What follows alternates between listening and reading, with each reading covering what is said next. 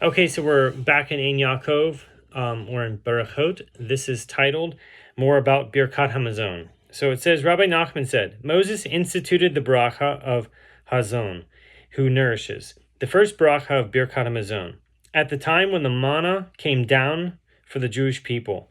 Joshua instituted the bracha al haaretz, for the land, the second bracha, when they entered Eretz Yisrael. So David and Solomon instituted the bracha that ends Bonei Yerushalayim, who rebuilds Jerusalem, which is the third bracha. So David instituted the words, for Israel your people and for Jerusalem your city. And Solomon instituted the words, for the great and holy house. Both of those phrases are in the third blessing. The bracha of Hatov v'Hamitiv, who is good and who does good. The fourth bracha was instituted in Yavne to commemorate the people who were killed in Beitar. The destruction of Beitar was very bad. There was rivers of blood up to the horse's bridle to the sea. And the Romans, they hung the heads and bodies of infants they strung them all through the trees, all the way.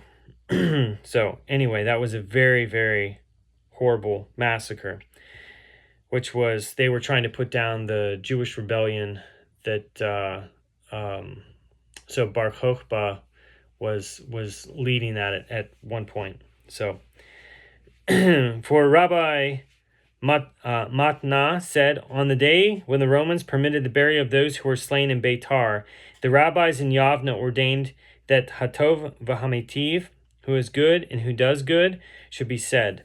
So, who is good? Because the bodies did not decompose. And who does good? Because they were allowed to be buried.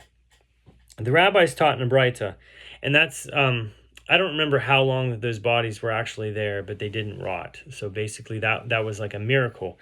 And this is contrasting, the Jewish custom that a body is buried. It's ideally you bury the body the same day that a person passes away, unlike the rest of the world. The rabbis taught in a Braita, from where do we know that Birkat Hamazon is ordained by the Torah?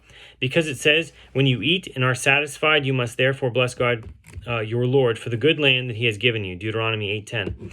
The Braita expounds, when you eat and are satisfied, this means the bracha of Zimun, so the invitation.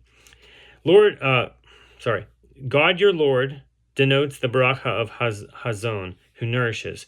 For the land denotes the bracha of for the land, and Hatov, so the good, denotes who builds Jerusalem.